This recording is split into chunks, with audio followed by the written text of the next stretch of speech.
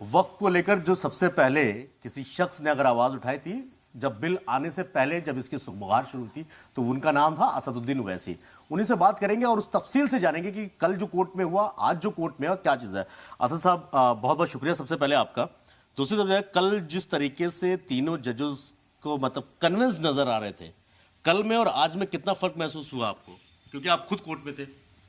دیکھیے, یہ اس طرح کا سوال کا جواب کوئی نہ پٹیشنر دے سکتا ہے, لائر دے سکتا ہے.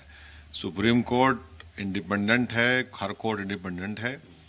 انہوں نے دونوں پٹیشنر اور گورنمنٹ ریسپونڈنٹ سے بھی سوالات کیے, مگر اس بات کو ہم کو سمجھنے کی ضرورت ہے کہ ہم پہلے دن سے یہ کہہ رہے تھے یہ قانون انکانسٹیٹیوشنل ہے. یہ قانون آرٹیکل 14, 15, 25, 26 اور 29 کا وائلیشن کرتا ہے.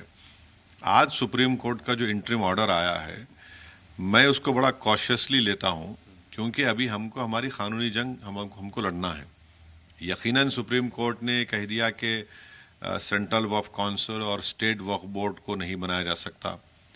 کوئی جو رجسٹرڈ نوٹیفائڈ پراپرٹی ہے اور جس میں وقف با یوزر ہے اس کو آپ ڈیلیٹ نہیں کر سکتے, چینج نہیں کر سکتے. مگر اس میں ایسے کئی اور سیکشنز ہیں. مثال کے طور پر آج کی تاریخ میں لمیٹیشن ایکٹ اپلائی ہوگا تو وقف بورڈ پورے ان پراپرٹیز کو لوز کرے گا جس پر انکروچرز قبضہ کر کے بیٹھے ہیں. دوسری بات یہ ہے کہ جو 5 سال کا لزوم ہے کہ اس کو 5 سال پریکٹسنگ وصول ہونا چاہیے, وہ لاگو ہو جائے گا. اب خواتین ہیں, مہیلا ہیں, ان کا کون ڈیسائیڈ کرے گا کہ وہ پریکٹس کر رہے نہیں کر رہے. تیسرا, اس میں جو ایویکیو وقف پراپرٹیز ہیں جو خاص طور سے ہریانہ میں اس سے بہت بڑی آمدنی ہوتی ہے وقف کو, کئی دیش کے کونے, وہ گورنمنٹ کے کسٹوڈین میں چلی جائے گی, وقف کا نقصان ہو جائے گا.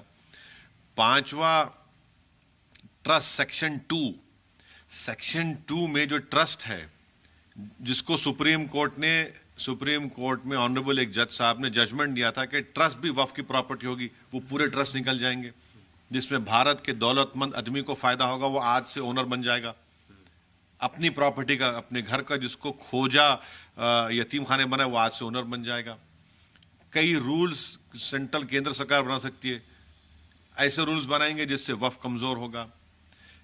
آج بھی کلیکٹر ایک کسی متولی کو لیٹر لکھ کے بولے گا کہ تم یہ نہیں کرو گے تو میں تم کو جیل بھیجاؤں گا 6 مہینے کے لیے, وہ آج بھی اس میں شامل ہے.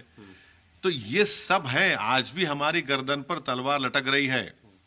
یقیناً ہم سپریم کورٹ نے جو فیصلہ لیا ہم اس کو اپنے سر آنکھوں پر رکھتے ہیں.